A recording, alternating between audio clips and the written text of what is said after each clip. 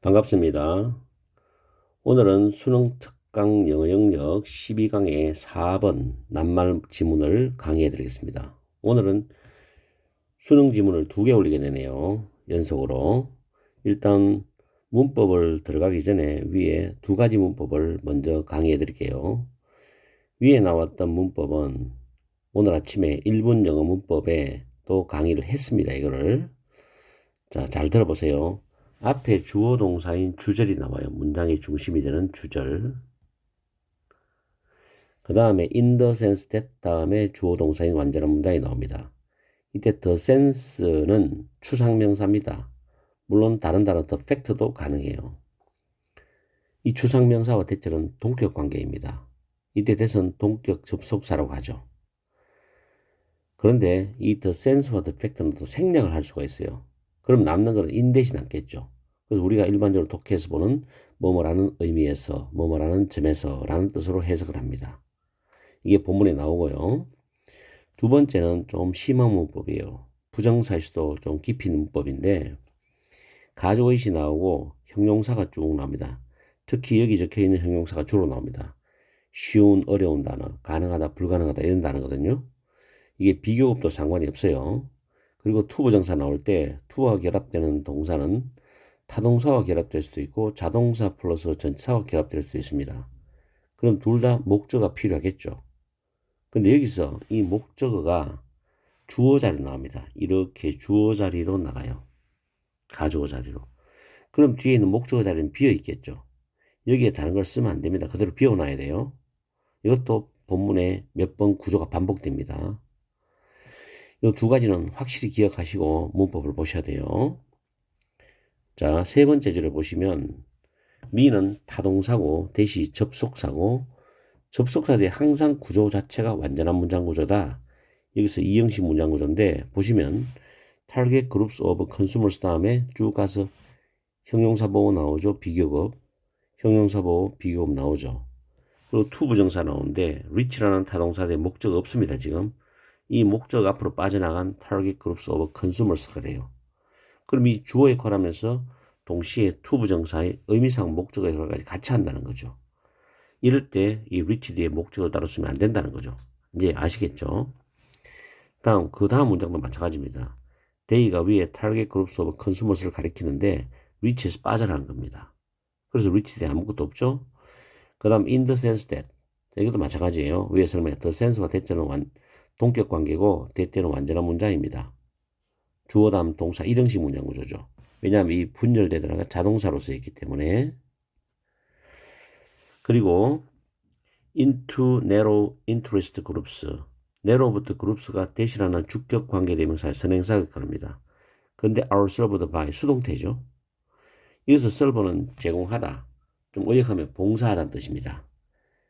나중에 해석할 때 다시 잡아드릴게요. 그 다음에 내려와서 specialist publications and TV shows가 선행사고 대시 주격 관계 대명사입니다.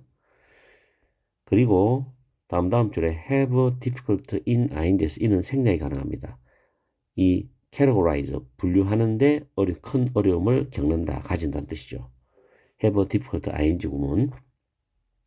다음 첫 줄에 target groups가 대시라는 주격 관계 대명사의 선행사가 되고 sufficiently 충분히란 부사가 형용사를 꾸밉니다. 이 문장은 뒤에서부터 해석이 오는 게 부드러워요. 그 다음 being able to로 시작하는 동명사적으로 출발하는 주어입니다. 그리고 동사는 is죠. 그 다음 줄에 general fast moving consumer goods sales가 선행사고 대시 주격관계 대명사입니다. 그리고 마지막에도 media vehicles가 선행사고 대시 주격관계 대명사고 그러고는 문법이 지금 다 마무리됐죠. 자, 이렇게 해서 문법 살펴봤어요. 제가 처음에 언급했던 이 두 가지가 가장 중요한 문법입니다. 이 지문도 상당히 좋은 지문이니까 내신, 수능, 혹은 뭐 요즘 모의고사에서도 EBS를 변형해서 내는 경우도 있기 때문에 모의고사까지 포괄적으로 준비를 해두세요. 좋은 지문이에요. 자, 내용 들어갑니다. 타겟팅은 타겟한다, 즉 표적을 삼는 거죠. 그리고 세그멘테이션은 세분화시키는 겁니다. 세분화. 표적 삼기와 세분화는 prime importance, 비동사 다음에 of 다음에 추상명사가 나오면 보호가 되고 형용사구입니다. 형용사구. 그래서 가장 중요하답니다. 프라임도 최고의 가장 중요한 뜻이 있지만 합쳐서 그냥 of prime importance 가장 중요한 이렇게 해석하시면 돼요. to media strategy 미디어 전략에서 가장 중요하다. 다시 한번 더 표적 삼기와 세분화는 미디어 전략에서 가장 중요하다는 거죠. 어떤 소비자의 대상을 표적을 삼고 그걸 세분화시키는 거죠. 전문적으로 나눈다는 겁니다. 이게 굉장히 중요하다. 미디어 전략에서. 1번 increase는 증가한다는데 미디어 채널과 vehicles 수단이죠. 수단의 수에 있어서의 증가. 즉 미디어 채널이 많아지잖아요. 그리고 소비자한테 전달할 수단이 많아지겠죠. 이런 증가 그리고 그 결과로 일어나는 그런 미디어 독자의 분열, 미디어 독자의 분열은 독자들이 자기가 원하는 그런 미디어를 보게 되는 거니까 다 나누어진다는 걸 여기서 분열이라는 표현을 썼습니다. 그 결과로 일어나는 미디어 독자의 분열은 의미한다는 거죠. 대절이 뭐냐? 소비자 표적 집단이죠. 소비자 표적 집단은 그 다음 줄에 reach는 도달하다인데 여기서는 이제 관심을 얻다, 마음을 얻다는 뜻으로 이해를 하시면 돼요. 해석할 때. 그래서 소비자 표적 집단은 마음을 얻기가, 관심을 얻기가 쉽고 그리고 더 쉽고 그리고 더 어렵다는 겁니다. 쉬울 수도 있고 더 어려울 수도 있다는 거죠. 그러면서 이 소비자 표적 집단은 독자가 그 다음 줄에 보면 맨 뒤에 Special Interest 매거진입니다. 특별한 관심 있는 영역을 다루는 잡지들 그리고 TV 채널들 이게 수천 개입니다. 수천 개의 특별한 관심 영역을 다루는 잡지들과 TV 채널들에 의해서 제공되는 또는 봉사되는 좁은 관심 집단으로 독자들이 분열된다. 다 나누어진다라는 의미에서는 이 소비자 표적 집단은 도달하기가 쉽다는 거죠. 왜냐하면 세분화된 그 분야로 소비자들이 몰려가기 때문에 자기가 원하는 그런 분야로 몰려가기 때문에 오히려 접근하고 소비자의 관심 마음을 얻는 게 쉽다. 이런 뜻이에요. 해석을 하고 난 뒤에 여러분들이 머릿속으로 잘 생각하고 정리를 해야 됩니다. 그 다음에 만약에 say는 중간에 예를 들면 이런 의미로 해석하시면 되고 예를 들어서 만약에 한 광고업자가 송어 낚시꾼이죠. 송어를 주로 잡으러 다니는 낚시꾼. 그 다음에 스포츠카 광 또는 TV 드라마 팬들의 마음을 얻고 관심을 얻기를 원한다면은 There are specialist publication and TV shows. 전문 출판물이나 TV쇼도 있다는 겁니다. 뒤에 관계대명사죠. 그렇게 좁게 정의된 또는 규정된 독자들을 표적으로 삼을 수 있는 이상적인 수단인 전문 출판물이나 TV쇼들이 있다는 겁니다. 맞죠? 그래서 3번도 내용이 맞잖아요. 특정한 영역의 사람들을 타겟으로 하는 그 전문 출판물 TV쇼도 있다는 겁니다. 3번 단어도 맞습니다. 그러나 했습니다. 소비자 집단들은 또한 마음을 얻기가 도달하기가 더 어렵다는 거죠. 그 이유가 뒤에 나오죠. 광고 대행사, 일반적인 광고 대행사들이 그 다음에 다음 줄 뒤로 갑니다.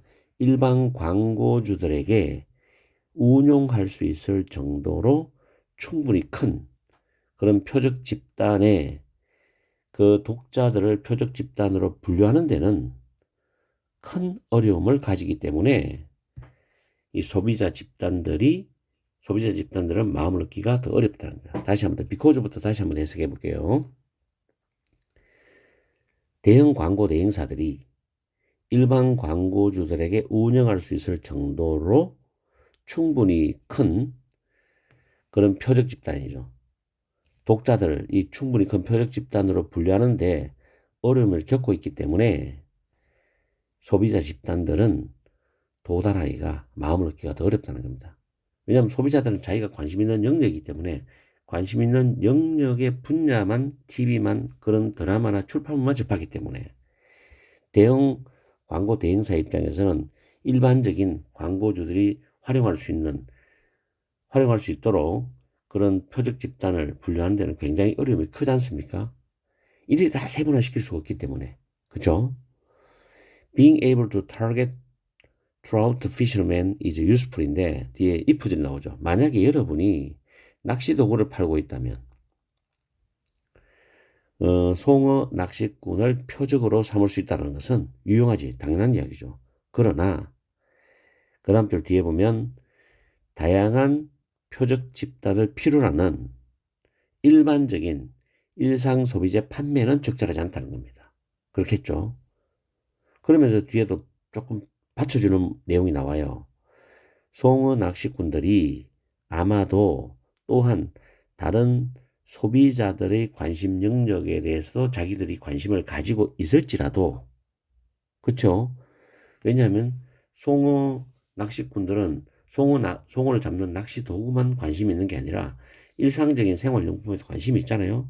그래서 다른 소비자들처럼 관심을 가지고 있는 것에 관심이 있지만, 또한 있겠지만, 하나의 취미에 대한 요구를 만족시키는 미디어 수단은 대부분의 다양한 일반적인 대부분의 광고업자들에게는 제한적으로 유용하다는 겁니다. 그렇겠죠. 다른 대부분의 광고업자들에게는 제한적으로 유용하지. 왜냐하면 대부분의 광고업자들은 전문 영역을 타겟으로 하는 게 아니기 때문에. 그래서 무제한이 틀리고 제한적으로 유용하다는 말이 어휘가 돼야 됩니다. 그래서 5번이 틀린 의미죠. 리미티드가 정답이 되는 겁니다. 이 지문은 다시 한번 더 정리를 해드리겠지만 여러분이 정확하게 해석해서 이해를 하고 그 다음 문장 내려가서 이해를 하고 거기서 어휘를 맞는지 틀린지를 확인을 해봐야 돼요. 아시겠죠? 좀 진지하게 독해를 해내려가야 됩니다. 급하게 푸는 지문이 아니에요. 정리하면 도입 부분 첫 번째 문장과 두 번째 문장은 무엇은 내용이었을까요? 표적 삼기와 세분화의 중요성에 대한 내용이었습니다. 그 다음에 세 번째 문장과 네 번째 문장에서는 그 세분화의 장점인데 특정 관심사를 가진 소비자 집단을 예를 들었어요. 송어, 낚시, 애호가 등의 예를 들면서 접근하고 다가가기가 더 쉽다는 말을 했었어요. 그렇죠? 그런데 거기에서 반론을 제기하는 게 다섯 번째 문장부터 일곱 번째 문장까지 쭉 이어지면서 세분화의 한계점에 대한 이야기를 합니다. 세분화된 소비자 집단은 일반 광고주가 활용하기는 어려워요.